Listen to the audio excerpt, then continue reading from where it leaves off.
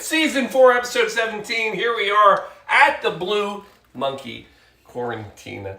Yeah, the only business is monkey business. I know, I'm getting ahead of myself. Paul, what's going on? There's a lot going on. I mean, we had, what do we have? Kentucky Derby, Springs here, but it's Mother's Day. And I have got the Mother's Day drink, the mother of all Mother's Day. Shall we do this is the third Mother's Day that we've done at the quarantine cocktail. No. Third one. Really? We've done, going back in time, oh gosh, I'm going to say that, and then I don't know if I can remember. The first one we did, I know, was the Bellini. Peach Bellini. Mm-hmm. Do you remember that one?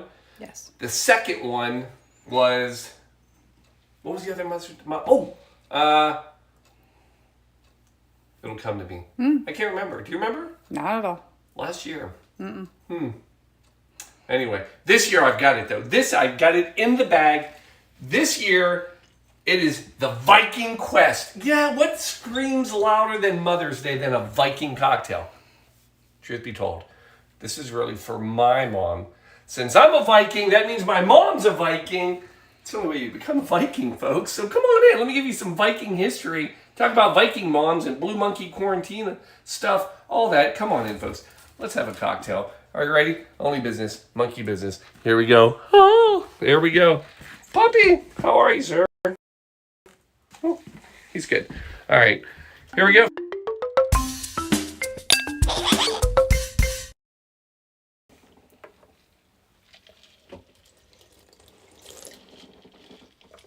Are we live? We are live. We're live? Should I stop drinking? Yes, stop drinking. Producers told me to stop drinking. Folks, here we are. Yes, I said mead. Paul, how in the world... Oh, I didn't say mead yet. Folks, tonight it's all about mead. Yes, it's a... Sorry, I'm here. I'm squeaking. It is a mead cocktail. How do I... Folks, this is... I know I'm stretching here. But here's what I can tell you. How many people have ever heard or said, I really need my mommy right now? Did you say mead your mommy? Mead my mommy. Yeah. Yeah. See how I got there? It was that quick. Mead my mommy. I really need my... No, that's not it. So we're talking about mead. Did your mom text you when she got home? She did. She made it. She's safe. So mom was here. She visited. And it was an awesome thing. We got to hang out. Took moms out. My mom, Shelby's mom, for dinner. One thing my mom brought me a gift. Okay, it was a Christmas gift. We haven't seen each other in a while. We exchanged. But she said, there's a Danish saying about Christmas until April. That's right. So we snuck it in. Yeah.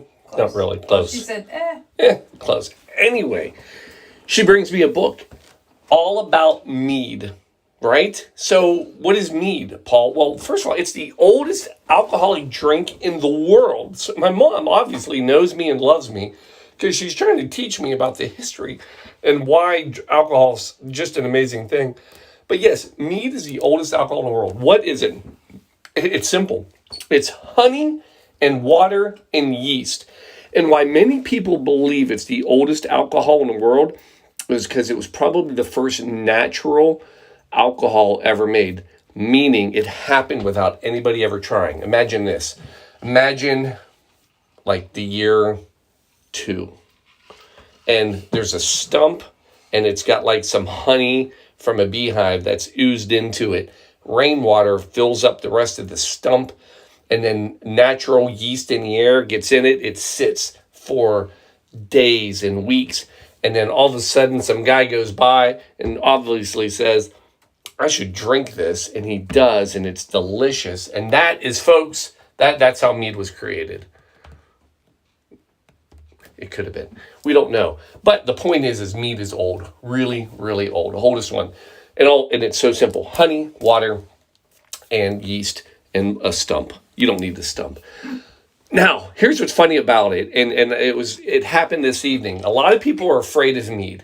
And they're afraid of mead because they're like... Your wife. Including my wife. And they're like, oh my God, it's honey, and it's going to be too sweet. So here's the funny thing about mead.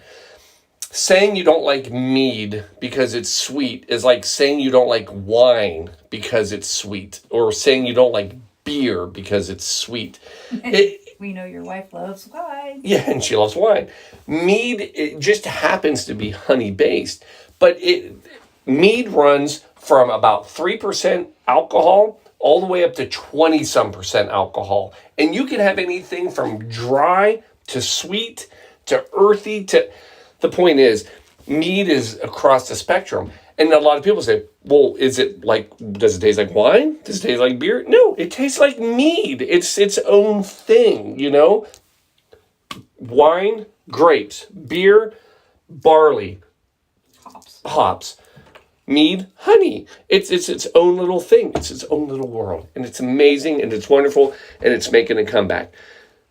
Now, how do I get to the Vikings? So, mead is said to be the drink of the Vikings. It is true. Go to Norway, go to Sweden, Denmark, back in the Viking days. Mead was their go-to. This is what they drank. This is what made you a true Viking. And again, it is because back in the 700s, this was the drink that was being made. Now, a few things. If you're going to go get yourself mead, one of the things is to make sure you get yourself a good Viking mead. Because again, there's hundreds of meads. How do you know you have a Viking mead? Pull the cork.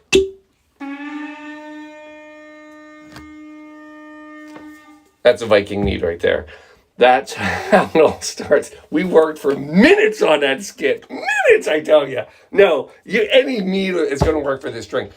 But let me give you a little history, though. So there is a lot of history to the mead back to Denmark. Specifically, I'm going to King Harold. Yeah, King Harold. The year 958. He reigned in Denmark from 958 to 986. And he was credited with, well, first of all, bringing Christianity. So that was a thing. But he also was a fond fan of mead. And there's a lot of things written about. And look, I'm not going to go down this, but you can go down Old Norse history, some Viking history, and you're going to start reading about the god Odin.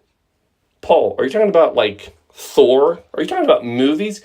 Folks, that's like real stuff. That is like, Odin was the king. We don't have time for this, but I'm just telling you, mead is part of all of it. There is actually, if you read Beowulf, and again, that was horrible stuff you had to read. If you go back, you will read part of it, and mead is talked about. Actually, I think you have to drink mead to make Beowulf any sense. For God's sakes, Paul, is there a drink tonight? Yes, there's a drink tonight, and we're going to make it right now. It's called Viking Quest, people. So, what do you need? First of all, you need 4 ounces of Viking mead. There it is, folks. Now, you're mixing this one in a glass. So you want a nice tall Collins glass, 2 of them, 1 for me, 1 for your Viking significant other. And then you're going to start. So you pour your 4 ounces of mead. There's 2. There's 2. It's a heavy 2. Hold on. Sorry, that's not going to work. I went too high. And then 2. And then 2. All right. Then you're coming in after your mead, and you're going to go with Grenadine. 1/2 ounce per. Homemade Grenadine, people. Don't go out and buy that red. Remember, it's all it is pomegranate and sugar, equal parts, and you can do this. You're a Viking, for God's sakes. You've got the ability. Then you're coming in, lemon juice, 1/2 ounce per, which we're going to say is 1/2 of a lemon. There's that one. Coming in for the other one. Boom. There's the other one. And then the last part, ginger beer. Because what says Viking more than a ginger? Right? It's ginger beer for a ginger beard. Yes, you heard it here, folks. I just made that up. And then you're going to top it off with some, that one's going to have to, all right.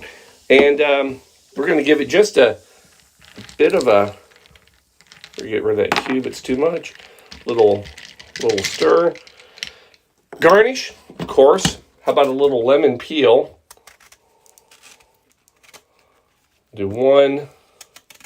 Oh, that one failed. 2. Give it a little spritz. Oh, wait, there we go. There. One there. There. And then, of course, folks, emergency. Yes, emergency. It's still part of everything. If you ever go back and you go to any of the Viking museums, you will see emergency was on every ship. That's how they got across the ocean, folks.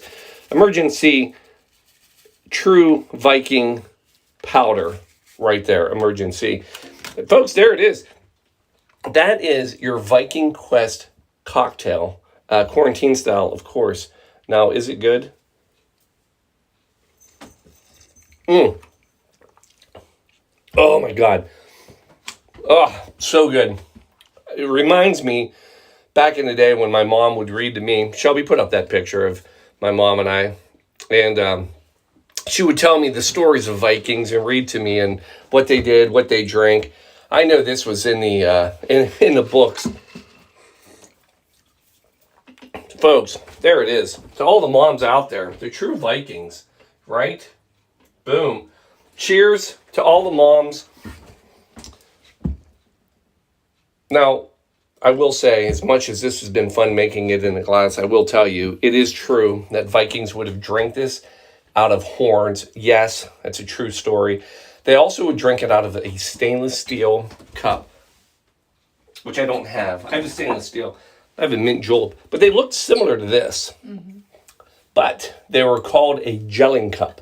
And the reason they were called a gelling cup is because they found these stainless steel cups, relics, in a tomb of some basically kings of, yeah, you guessed it, Denmark, in the town of Jelling, Denmark. And they named the cups gelling cups. And that is one of the other ways that the kings and all the powerful Vikings would drink their beverages of mead. Anyway, that's all I got. So anyway, if you want to be a Viking for a day, make yourself a nice mead cocktail and raise a glass to all the moms out there. The true Vikings, because they're fighting all the time and doing all those hard things. And is that all we got? How'd we do? And for God's sakes, better call Paul. Better call your mom is what you should do tonight. For goodness sakes, if you haven't called your mom today, call your mom. Love you all. Love you, Mom. Love you, Mom. All the moms out there. Cheers. See you next week. We won't, but we'll talk about that later. Cheers. Happy Mother's Day.